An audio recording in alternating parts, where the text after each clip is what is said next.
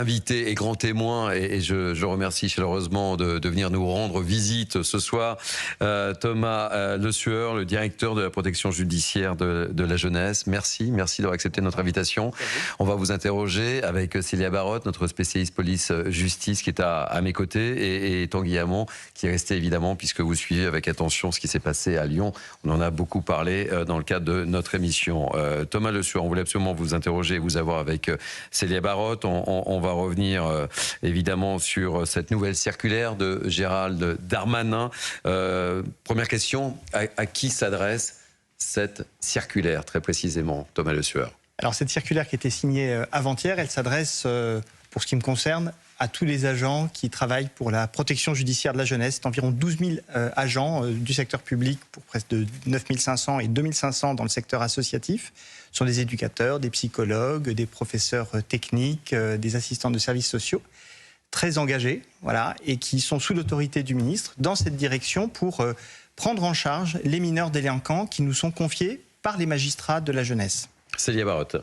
Oui, et puis elle a 3 points très importants, cette circulaire, notamment le placement avec, on parlait beaucoup de ces centres éducatifs fermés qui vont fusionner avec les autres unités d'hébergement, et ça va devenir les unités judiciaires à priorité éducative. Alors, on parle de plusieurs objectifs, notamment renforcer l'accompagnement éducatif et l'insertion professionnelle, puisque jusqu'ici, c'est vrai que l'école passait au second plan, et on a envie, en tout cas Gérald Darmanin a envie de le remettre au centre de cette réinsertion et de cet accompagnement pour les mineurs. Absolument, c'est un défi essentiel. Dans toutes ces unités d'hébergement de la protection judiciaire de la jeunesse, il y a de l'enseignement, de l'instruction, de la formation, parce que c'est donner un avenir à ces jeunes qui ont un parcours de délinquance, mais nous, notre rôle, c'est de les accompagner pour qu'ils en sortent, bien sûr qu'ils ne réitèrent pas leurs actes, mais aussi qu'ils se trouvent un avenir, et y compris un avenir de formation.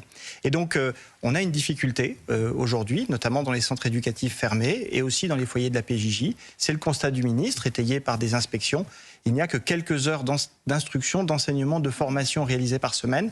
Et l'objectif de ces nouvelles unités, avec l'arrivée de professeurs techniques en renfort, eh bien, c'est d'avoir plus d'heures d'enseignement, plus d'heures de formation pour chacun des jeunes. Vous avez parlé des moyens, puisque c'est vrai que ces unités vont demander beaucoup plus de moyens, de personnel. On parle de la création de 60 postes d'infirmiers, par exemple aussi donc un renforcement des professeurs techniques. C'est très important. C'est vrai que dans la protection judiciaire de la jeunesse, il y a ces professeurs techniques qui sont des passionnés. On peut retrouver sur le site du ministère de la Justice leurs témoignages, et ils viennent apporter leurs connaissances sur plusieurs domaines, comme l'art, l'enseignement, des matières scolaires basiques. Et il y a également 150 éducateurs supplémentaires en milieu ouvert qui vont être assignés à cette révolution de la justice pénale concernant les mineurs. Est-ce que je peux apporter... Thomas Le Sueur est notre invité ce soir sur Europe 1 et sur CNews, c'est important de le rappeler. Oui, une précision importante, parce que les termes sont un peu techniques, mais on parle de milieu ouvert et d'hébergement. En hébergement, on nous confie, c'est le juge qui décide,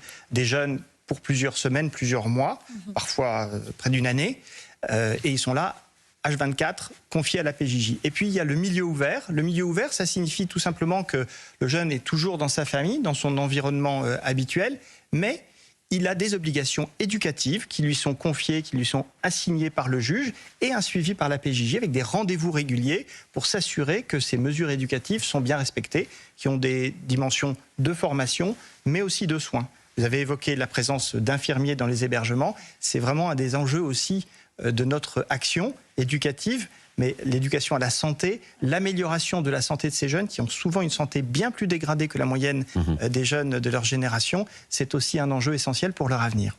Thomas Le Sueur, pourquoi maintenant cette circulaire?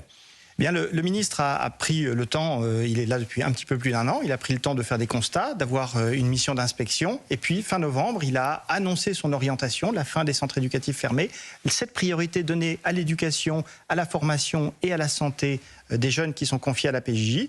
Et puis cette circulaire, eh bien, elle rend plus opérationnelle et elle donne des directives précises, claires et exigeantes aux éducateurs et à tous les agents de la protection judiciaire de la jeunesse.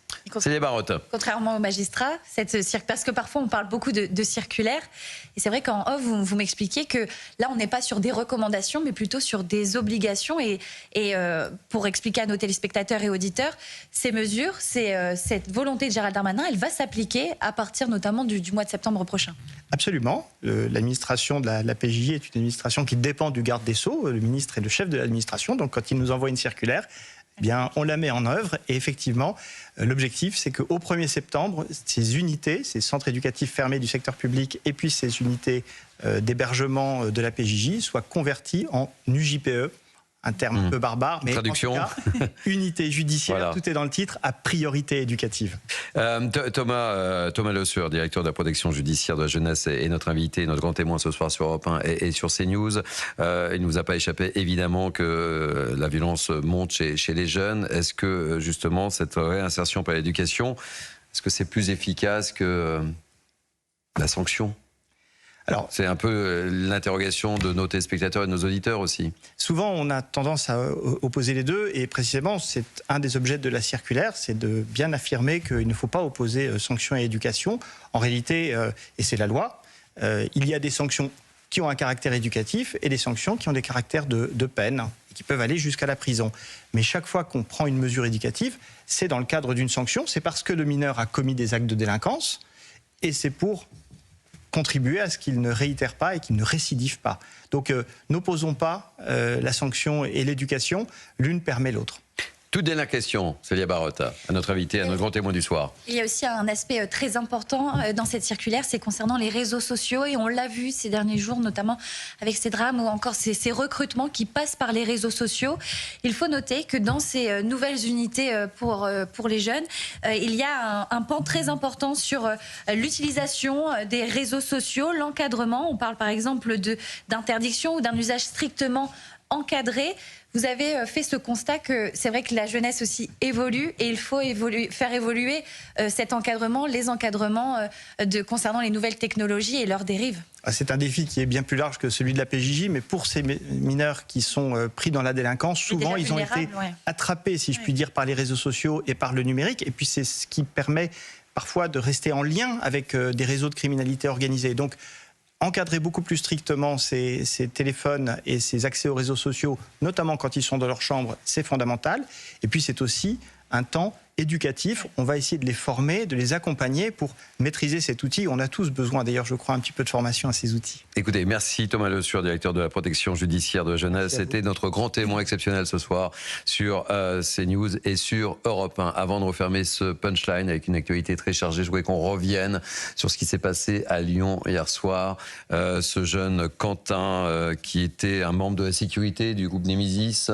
Non, sa famille dit que non, il était membre d'aucun membre, rien. Avec Némésis, mais qu'il ne faisait pas partie de leurs membres, de leur sécurité. Donc, quelles sont les toutes dernières informations ? Oui, ce jeune Quentin, âgé de 23 ans, qui a donc été pris en charge dans un état extrêmement grave hier en début de soirée sur le quai Fulchiron à Lyon. Une agression, il a été victime d'une agression, un lynchage même, a dit l'avocat de sa famille, en marge donc d'une manifestation de Némésis, pour protester contre la présence de Rima Hassan à une conférence de Sciences Po Lyon. Des antifas, des membres de la jeune garde notamment, seraient arrivés et s'en seraient pris très violemment à lui. On parle de coups de poing, on parle de coups de pied. Et l'AFP, dans une dépêche, a même indiqué qu'une source de l'enquête indique que ce jeune homme, Quentin, a même été touché par plusieurs coups de couteau et que des organes vitaux ont été touchés. Au moment où on se parle, Thierry, il se trouve en état de mort cérébrale selon son entourage.